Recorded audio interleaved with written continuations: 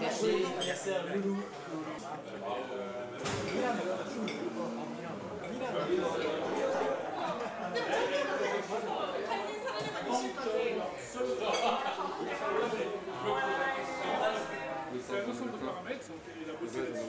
Ah, c'est quoi ça? Non, c'est ok. Donc, il y a de la charcuterie, oui. Après. C'est l'approchement du confinement. Parce que hier, j'ai vu des larmes dans les yeux des restaurateurs. J'ai vu des pleurs. Et puis, j'ai vu aussi de la volonté absolument de s'en sortir, de ne pas mourir. On ne veut pas mourir à cause de ça. Cette passion qu'on a tous, des fois on a commencé à 13, 14, 15 ans, c'est notre vie. Donc d'un côté la colère, de l'autre côté la passion.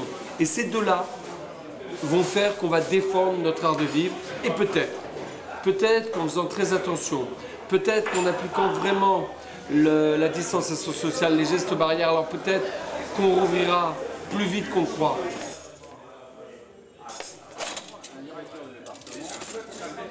Je pense que l'exécutif devrait penser que d'un côté, il y a la bataille contre le Covid-19, très importante, avec un premier front qui est le front des soignants.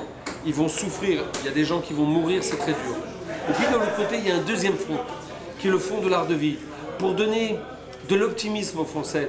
C'est bientôt les fêtes de Noël, pour leur donner du baume au cœur. Et vous savez, on va trouver des médicaments pour soigner le Covid-19 et peut-être un vaccin. Par contre, nous, on sait comment aussi on peut soigner les Français, par du positif, par l'optimisme. Bah écoutez, on est triste, hein, comme je pense pas mal de gens.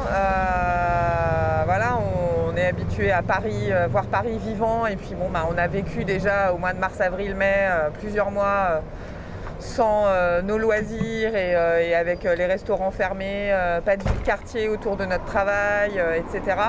C'était déjà très dur, et là, de savoir que ça recommence, effectivement, le moral n'est pas forcément au beau fixe. C'est vrai que c'est une catastrophe. En soi, c'est pas une fin. Voilà ce que je veux dire. Et que pour la restauration, c'est terrible, pour les traiteurs, c'est terrible, pour tous les services en France, c'est épouvantable. Terminé.